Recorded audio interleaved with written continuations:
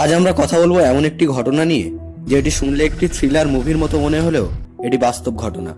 মুম্বাইয়ের পোয়াই এলাকায় 17 জন শিশুকে হোস্টেজ বানিয়েছিলেন এক ব্যক্তি। কিন্তু কেন, কি হয়েছিল, কিভাবে শেষ হলো, এই ঘটনার সবকিছু নিয়েই এই ভিডিওতে আলোচনা করা হবে। চলুন শুরু করা যাক। मैं रोहित आर्या। सुसाइड करने की जगह मैंने एक प्लान बनाया और कुछ बच्चों को इधर हॉस्टेज रखा है। রোহিত আরিয়া একজন শিক্ষামূলক এবং চলচ্চিত্র উদ্যোগের সঙ্গে যুক্ত। গত কিছু সময় তিনি দাবি করেছিলেন সরকারি শিক্ষা অথবা পরিষ্কার পরিকল্পনায় তার উদ্যোগের জন্য তার বকেয়া অর্থ দেওয়া হয়নি। তিনি বলেছিলেন, আমি আতঙ্কবাদী নই, আমি শুধু কথা বলতে চাই।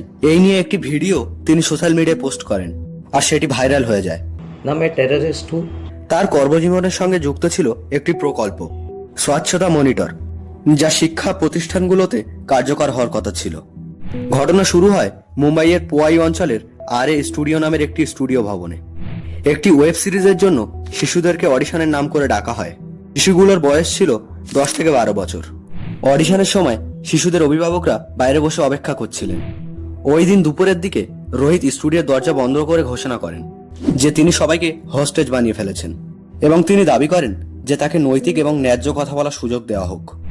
তিনি শিশুদেরকে হোস্টেজ বানিয়ে ধমক দেন যে ভুল কিছু করা হলে ভয়াবহ ঘটনা ঘটবে।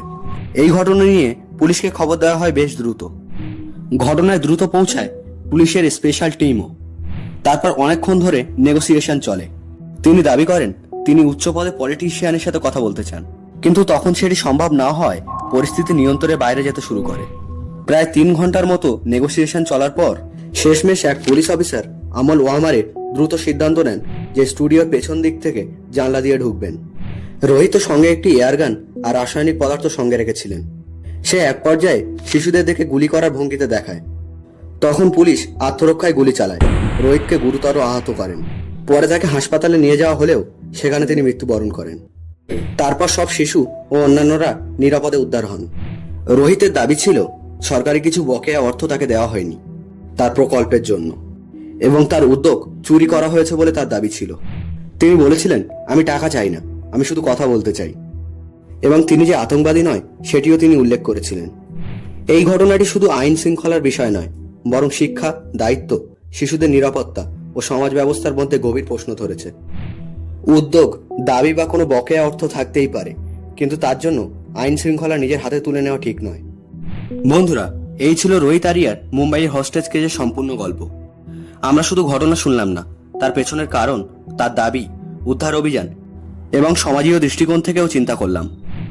আপনার কি মনে হয়, এই ধরনের ঘটনা কি শুধুই এক ব্যক্তির সমস্যা, নাকি আমাদের সমাজের গভীর কোনো সংকেত? নিচে কমেন্টে আপনার মতামত জানাতে ভুলবেন না। ভিডিওটি ভালো লাগলে একটি লাইক দিন, সাবস্ক্রাইব করুন এবং শেয়ার করুন যাতে আরো মানুষ সচেতন হতে পারে। দেখা হবে আমাদের পরবর্তী কোনো ভিডিওতে। ধন্যবাদ।